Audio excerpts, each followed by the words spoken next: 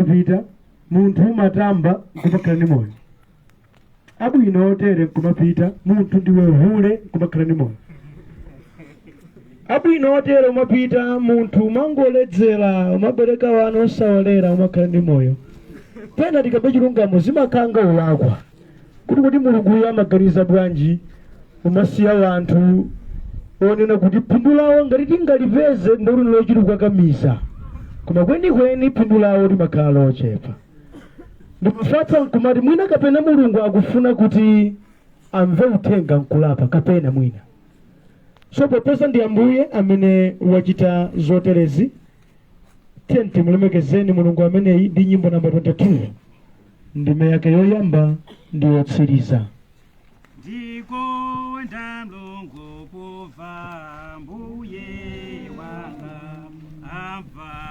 amva pemphero ndikulira kwanga namachereza kutu nditafula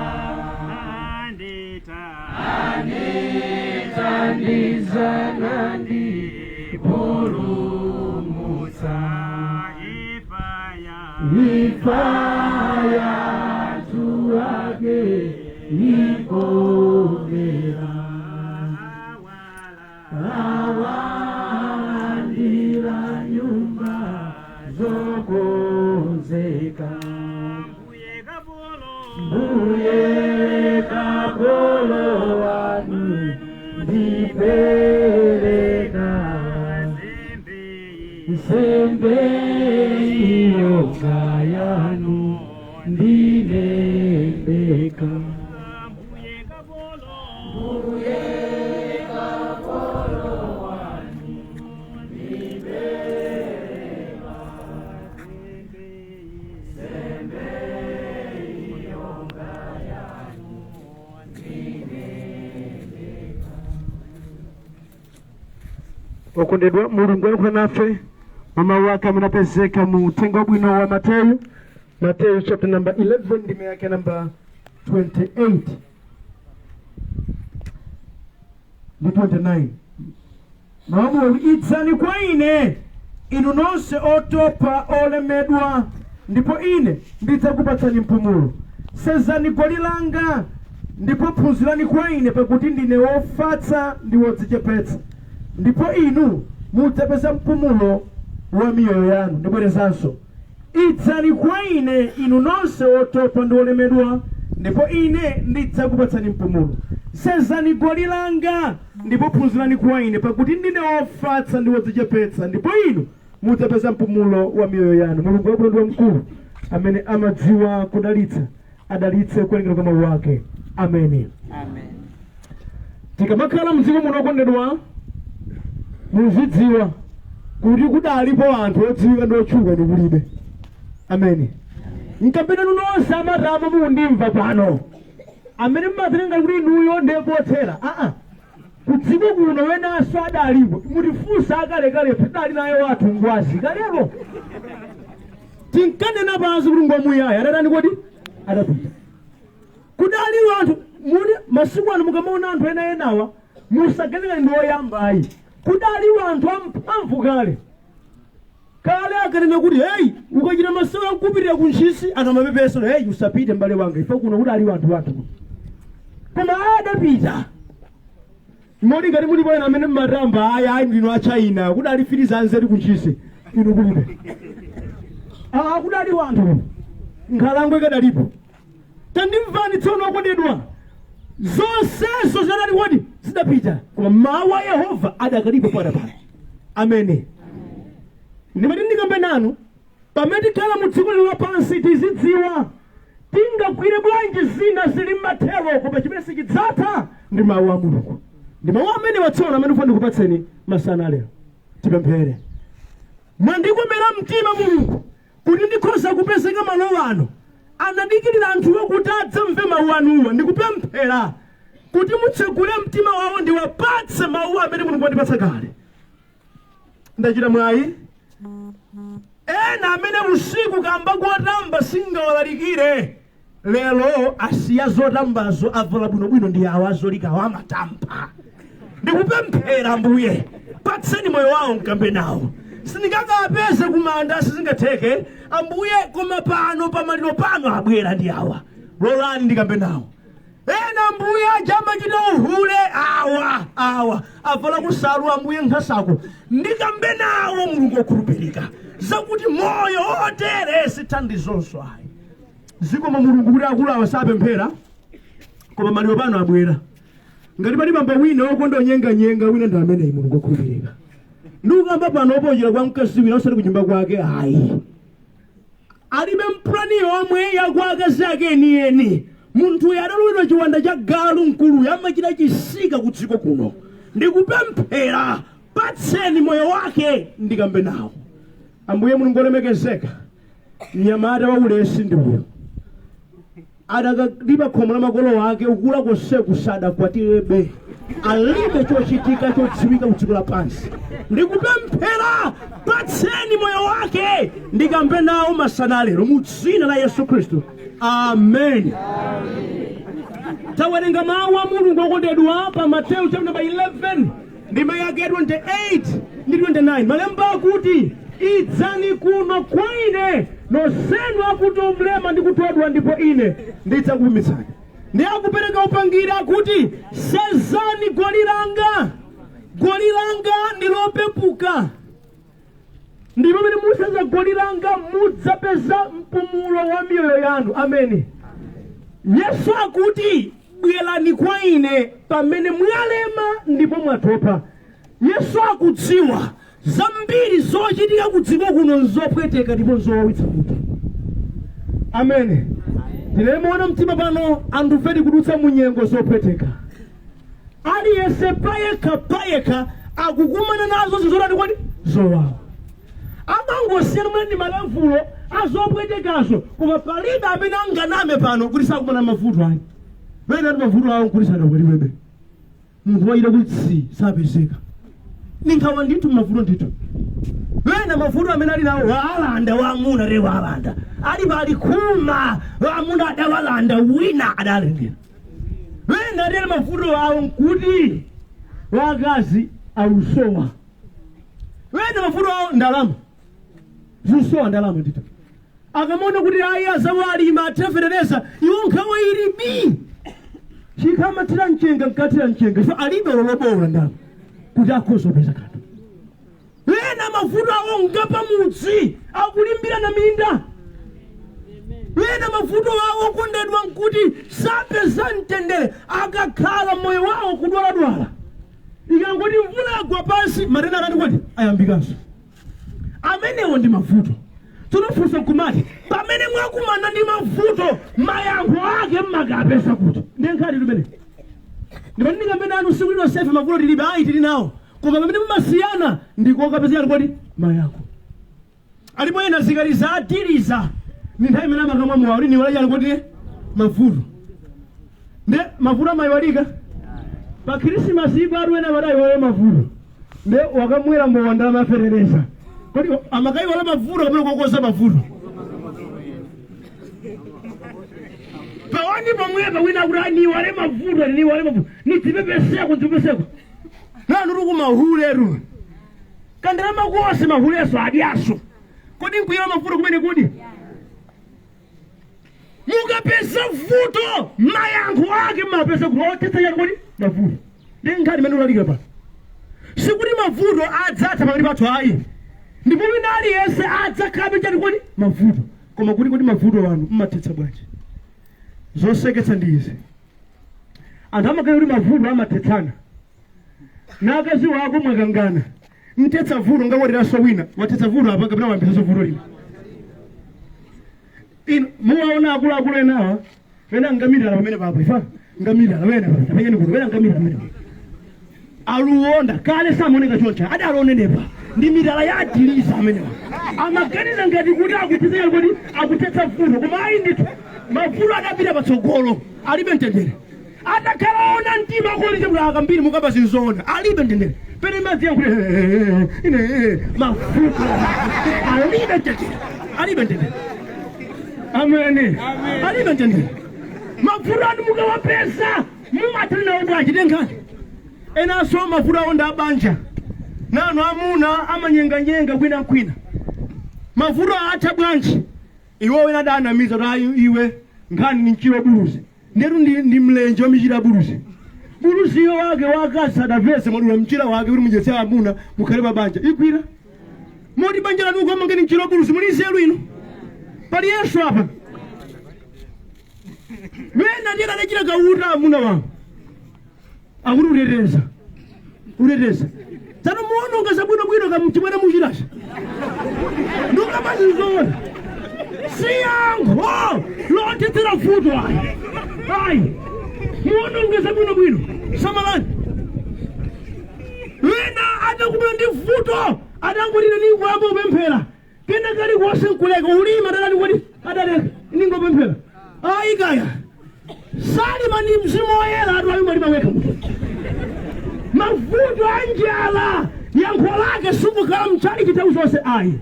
Tandimvani Yesu bakuona kuti antu fatima kumandi mafuto ndipo mafuto atu amafuna mayanko akuti idzani kwa ndani kwati kwa hivi. Ndipo hivi nditakuvumitani. Palibe anga nayo bakaliba tupa nena kuti amakondola ni mafuto kulibe. Mafuto sasa lowereka ngati njala.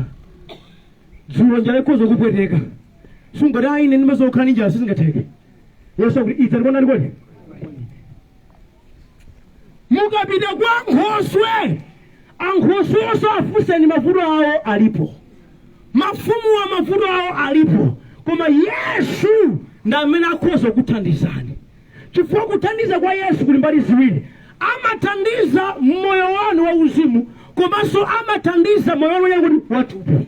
Zosezi zimatandizika. Matandizo ya Yesu mchigwane. Amen. Ama jotsa chimene chimakupangitsa kuti udzilawo. Chifukwa mafuto ena akula kuti kamenyunga mliza dana. Dala lile ndito. Zochilo gosa.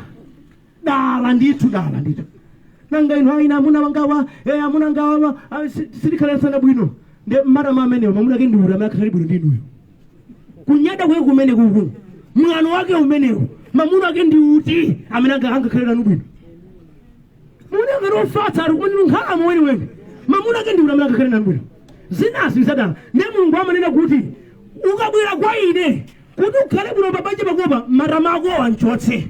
Mwano wako unchotse.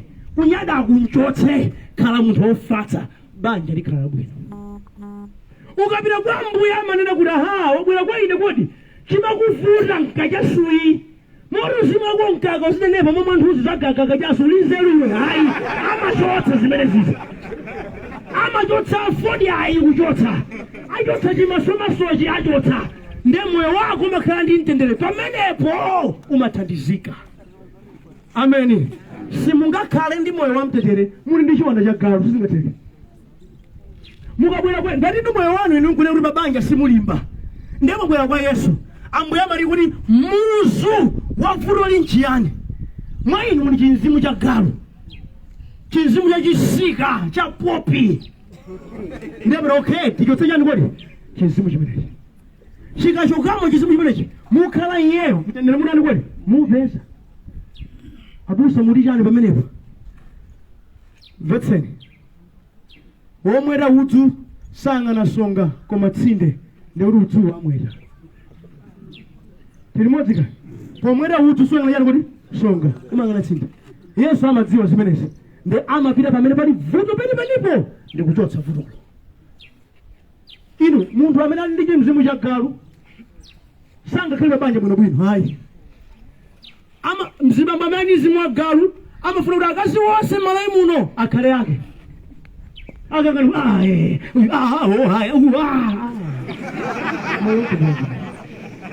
Ndiwo mzimu wa galu ramene. Mzimayi wa mzimu wa galu sakhutitsidwa ndi mwamuna mmodzi ayi. Chitsanzo ndichi salu yake mamasuka kaona mphongo. Kosewa ine bwino akaona mphongo salu nkumasuka. Chiwanda chimali wonetsa. Yesamwayi. Ndi nkhani yake mamachita. Ndi ukabwera kwa Yesu mbale wanga. Yesu amakayuza chikodi chimenecho chichokepo ukhale ndi mtendere. Amen. Ndi kumwamba. amen ukachotsa chichitsika choka Yesu nkulowamo khalidwe simatani kuti limasintha mukudziwa chani mukhoza kutsikira zina kuti ineyo ndingodzipha kuti mpemavuto ine ndingodera mukhoza kukhala munthu wabwinobwino ngati mudabwera kwa Yesu kuti Yesu akuchuneni akupangitseni chimene iyeyo amafuna now akachotsa chimzimu choyipa mwa iwe amakupatsa mawu ake tsono ndi amene amakuphunzitsa zakuti uzichita bwino mu dziko muno chifukwa Mulungu amayembekezera kunena kuti tikhala anthu ochita bwino moyo wauzimu komanso anthu ochita bwino moyo wachani kuti wathupi munthu amene mwa iye mulibe chiwanda sataya nthawi koma amagwiritsa bwino choya nthawi ena atu mvula ikugwayi alibe munda omwe enanso mulibe apa mwachita munda wanu mapangisa sabulizi mugwira ganyu munda mwana omwewo mugwira ganyu wanu omwe wina wachita sabulizi muliona kuti mulima ndini kamakeza muzidya mchenga kaya kamakeza mwanzi sikudziwa maganizidwe amenewo Yesu amatani kuti amakonza chifukwa Yesu pakutilenga adatilenga kuti tikhale wanthu ife amene tiziganiza bwino wopatsa mano adadziwanso kuti tizidya ndi amene tichakudyacho sangangolipatsa mano ulere iyayi audziwa timafa tizidya amen amatipatsa chikhalidwe chatsopano that's why imene bakuti sezani golira ndani kuti langa chimene chimakuzoti chiye chikachoka Yesu amafuna kuti iyeyo tsopano ndi amene adzikulamulirani ati amene azili mwana wanga ichi chita ichi ayi wolamulidwa ndi Yesu amakhala munthu olemekezeka amen wolamulidwa ndi Yesu amasankha zakudya amadziwikanso mmene amametera sangamete ngati nkhuku wolamulidwa ndi Yesu sangatere pamunga ayi ine poti ndimalimba ndi Yesu ndizimeta chotere ine poti ndimalimba ndi Yesu inu tingoyerekeza munthu akuti njala amupweteka ndiye wapita kwa akazi wake kamene kwa mchilongo wake kamene kwa wina kuti ayi njala ndiwawa sonkhani moto nizidya utsi mukhoza kuti munthu ameneyi mulu wake ngogwira ngotani munthu ameneyi wamisala ndekuti zupherezera kuti wosaodya utsi ngachani kodi kunena kwina wosafodya ngachani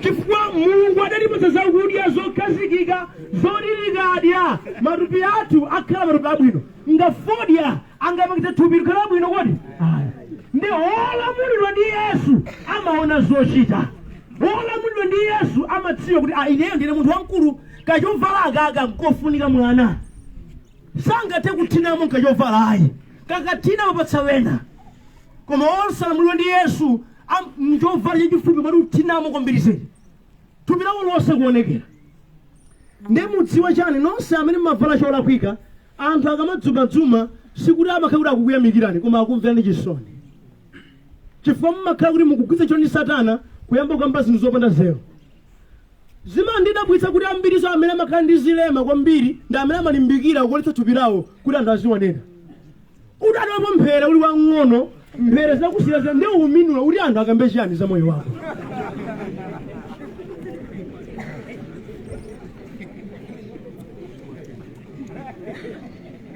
mudakati mwadzilemekeza mwambuye mnyozowu sukadakati kodi sukadabwera okondeka ndimati ndinani pamene ndikumaliza mafuta ambiri amene tinawowa ngopeweka kupewa kwake ndikubwera kwa ambuye sinthani moyo wanga sinthani kaganizidwe kanga ameni mukasinthika mwambuye zimatere amakutengani nakutsukani nakupatsani kulingalira kumene kukhoza kukuthandizani muchulukirenje apa anthu amene mukakamira zinthu zimene sizingakuthandizeni aya amadziwa chani palitonde pasinunkha nderu nanu zigololaka moti achimwene ukula koseku mukamasirire khaliro la ronde motero muchanunkhira ronde mucha inu mulengera chikizo chake muti ndiseru pali Yesu apa tamvetserani pamene munthu kala mwa Yesu akakusina chikhalidwe umakhala munthu wasimati kwambiri zedi amen sungasiye nyumba yako yabwinobwino wogona pa chikaro ni kuhule ayi